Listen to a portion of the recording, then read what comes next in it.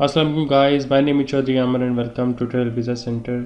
जैसे कि आप सब लोग जानते ही हैं कि यूके के बहुत ज़्यादा हमारे क्लाइंट्स के वीज़ा इशू होते हैं। उसकी खास वजह ये है कि हम उनकी फ़ाइल प्रिपरेशन करवाते हैं।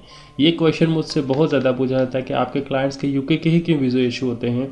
बेसिकली यूके एक ऐसी कंट्री है जिसको डील करना मैं पसंद भी करता हूँ और जिनको इमिग्रेशन सिस्टम इतना ईजी है जो आप सोच नहीं सकते। आपको हमेशा की तरह मैं एक ही चीज़ बताता हूँ, 3 चीज़ें बहुत अहम हैं। ठीक है, उनके 3 पॉइंट्स हैं, वो 3 पॉइंट्स क्लियर करें तो वो फ्रेश पासपोर्ट पे भी वीज़ा दे देते हैं।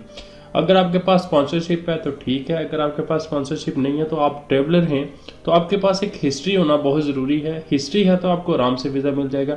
अगर आपके पास हिस्ट्री नहीं भी है फिर भी आपको यूके का वीज़ा मिल जाएगा, उसमें कोई बड़ी बात नहीं है, वो वीज़ा आराम से दे देते हैं। आज एक और हमारे क्लाइंट का वीज़ा इशू होकर आया है। उन क्लाइंट का वीज़ा आप लोगों की स्क्रीन पे नज़र आ रहा होगा। ये वीज़ा बहुत ही आसान वीज़ा था, मैं कह सकता हूँ विद इन 25 डेज़ में मैं ये वीज़ा मिल गया। ये वीज़ा इतना आसान है और इतनी कम इनकम पे हुआ है, आप लोग खुद देखेंगे। आप लोगों को मैं आगे उनकी प्रोफाइल बताता हूँ, उनकी इनकम क्या थी, वो बिज़नेस क्या करते थे और क्या उनकी डॉक्यूमेंटेशन हमने अटैच की थी, वो सारी चीज़ें आगे मैं डिस्कस करता हूँ आपसे। उनका वीज़ा आप लोगों की स्क्रीन पर नज़र आ रहा होगा। अगर आप में से भी कोई बंदा यूके का वीज़ा अप्लाई करना चाहता है तो मेरा नंबर स्क्रीन पे आ रहा होगा, मुझे व्हाट्सअप करें अपनी प्रोफाइल और आप भी मुझसे अपनी यूके की फ़ाइल प्रिपरेशन करवा सकते हैं। ये एक बिज़नेस प्रोफाइल थी। इसकी प्रोफाइल के बारे में ज़रा मैं डिस्कस कर लेता हूँ। 6 मंथ का विजिट वीज़ा हमने अप्लाई किया ज़ीरो ट्रैवल हिस्ट्री के साथ। ठीक है, मंथली इनकम थी 1,20,000, 25,000 रुपये एक्सपेंस थे। इनके पास जो ट्रिप कॉस्ट थी वो 1,000 पाउंड थी और जो इनकी सेविंग थी वो 2,500 पाउंड थी, जो इनके अकाउंट में एज ए सेविंग पड़े हुए थे पिछले काफ़ी मंथ से।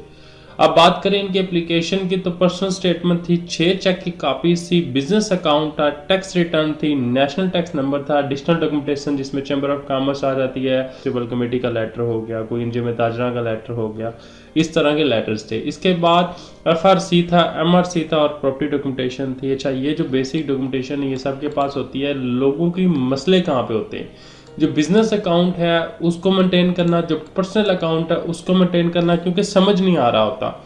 ऐसे ऐसे रिफ्यूज़ल देखने को हमें मिलते हैं जिनमें 2-2 करोड़, 3-3 करोड़, 4-4 करोड़ लोगों की इनकम है, बट लोग वो डिफाइन नहीं कर पा रहे। उनकी स्टेटमेंट इतनी मिक्सड अप हैं कि वो यूके वीज़ा अफसोस होता है कि ये सारी स्टेटमेंट सिर्फ मुझे दिखाने के लिए तैयार की गई है। जो उनके रूल्स हैं उसको फॉलो करें, अपनी इनकम को डिफाइन करें। हमेशा 3 चीज़ें, फाइनेंशियल अपने सारे क्लियर करें, पर्पस ऑफ विजिट आपका क्लियर हो और आपके बैक टाइज स्ट्रॉन्ग हो। बैक टाइज में ये देखें, मैरिज सर्टिफिकेट प्रूव करता है कि आपके बैक टाइज हैं होम कंट्री से, आपकी वाइफ है। FRC प्रूव करता है कि आपके पेरेंट्स हैं। FRC प्रूव करता है कि आपके बच्चे हैं, बच्चों का बेफाम बर्थ सर्टिफिकेट अगर आपके बच्चे हैं, नहीं तो FRC से भी प्रूव हो जाते हैं। इसके अलावा प्रॉपर्टी डॉक्यूमेंटेशन प्रूव करती है कि आपके यहाँ पे एक प्रॉपर्टी है, एक वेल्थ है जो आप छोड़ के नहीं जा सकते। और बिजनेस, आपका रनिंग बिजनेस, ये चीज़ प्रूव करता है कि आपके होम टाइज स्ट्रॉन्ग है। इसके बाद हम बात करें इनकी ट्रैवल हिस्ट्री की, जो जीरो थी, बिल्कुल कुछ भी नहीं थी। इन्वाइटेड बाय फैमिली और स्पॉन्सरशिप लेटर था। उनके 3 डॉक्यूमेंटेशन थे। काफ़ी लोग मुझे कहते हैं कि डॉक्यूमेंटेशन जो यूके से मंगवाते हैं वो कौन से मंगवाएं। वो कहते हैं फिर वो एक लॉयर से, सॉलिसिटर से टेस्ट करवा के एक स्पॉन्सरशिप बनवा के वो मंगवाएं। ऐसा कुछ भी नहीं है। एक सिंपल पेपर में भी स्पॉन्सरशिप हो और उसमें जो भी आपकी उनका एड्रेस, उनकी सारी डिटेल मेंशन हो, ठीक है। उनको हाउसिंग रिपोर्ट तक की ज़रूरत नहीं है। अगर उनका हाउस अपना है तो उसका कोई होगा रजिस्ट्रेशन वगैरह, वो साथ अटैच कर दें। इसके अलावा उनकी 3 मंथ की बैंक स्टेटमेंट, 3 सैलरी स्लिप, ये अटैच करें। उनका पासपोर्ट की कापीज अटैच करें। यूके भी उनके इंश्योरेंस नंबर से इजीली डिफाइन कर लेता है कि ये बंदा क्या जॉब करता है, इसकी क्या इनकम है, क्या नहीं है।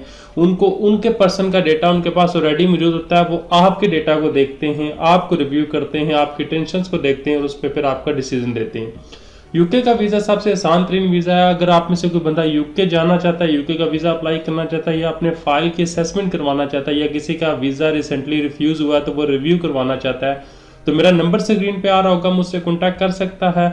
नंबर पे कॉल करने से पहले आप मुझे व्हाट्सएप पे मैसेज करें, अपनी अपॉइंटमेंट लें और उसके बाद कॉल करें, क्योंकि डायरेक्ट अगर 1000 कॉल आ रही है, 100 कॉल आ रही है, 200 कॉल आ रही है तो कभी भी पिक नहीं होगी। वो कॉल इसलिए पिक नहीं होगी क्योंकि आपकी कॉल के दौरान और भी कॉल्स आ रही होती हैं, तो वो मिक्सड अप हो जाता है। जब आप अपॉइंटमेंट लेके कॉल करेंगे तो आराम से आपको मैं टाइम दे सकूंगा। मेरा नंबर स्क्रीन पे आ रहा है, मुझे व्हाट्सएप पे मैसेज करें और उसके बाद मैं आपको खुद कॉल कर लूँगा। जो भी आपकी क्वेरी है वो मुझे लिख के भेजें कि आप वीज़ा अप्लाई करना चाहते हैं, अपनी सारी प्रोफाइल बताया करें। जस्ट हाय हेलो वाले मैसेज, हाउ आर यू वाले मैसेज ना किया करें, क्योंकि इतना टाइम नहीं होता कि मैं उनको रिप्लाई करूं।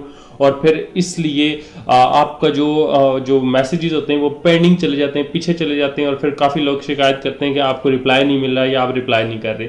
उम्मीद करता हूं कि आप लोगों को मेरी आज की वीडियो पसंद आई होगी। अगर इस वीडियो से ज़रा से भी हेल्प मिली हो तो मेरे चैनल को सब्सक्राइब कर लें। मिलता हूं नेक्स्ट वीडियो में, दुआओं में याद रखिएगा। अल्लाह हाफिज़।